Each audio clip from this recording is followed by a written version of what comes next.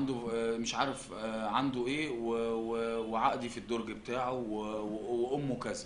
مين اللي قال على جون انطوي عنده تضخم في القلب؟ لو سمحت بس انت اللي تقول، انا مش هقول اسماء، على مسؤوليتي اللي انا بقوله كله.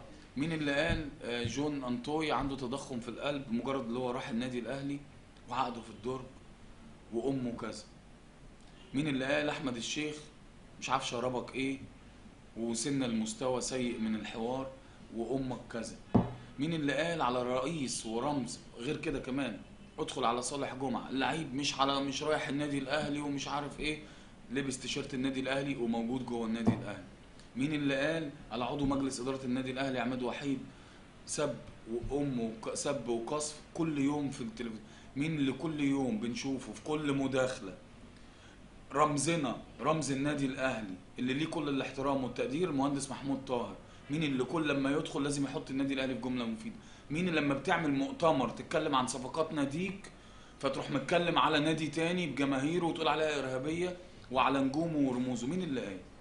يبقى احنا التعصب ده، احنا الاخلاق، احنا اللي مردناش، احنا اللي محدش سمع صوت، احنا اللي الناس بتطالبنا نرد وما بنردش عشان احنا خايفين على 70 60 مليون منهم 10 20 مليون ممكن يكونوا متعصبين جدا، فممكن لما توجههم وتقول لهم كلمة تعمل حالة صعبة جدا. ما بنعملش كده وفي الاخر ده احنا اللي نتهم، يعني احنا ملتزمين بالادب والاخلاق والاحترام.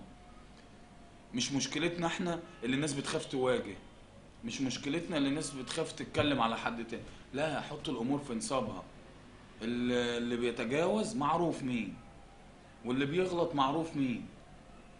فانا كشادي هنا بشخصي ماليش دعوه، مش بدخل اي طرف تاني، انا قادر بتعامل مع الناس والنوعات دي كلها، لان بتتكلم على 12 13 سنه في النادي الاهلي بتتعامل مع الملايين من الجماهير.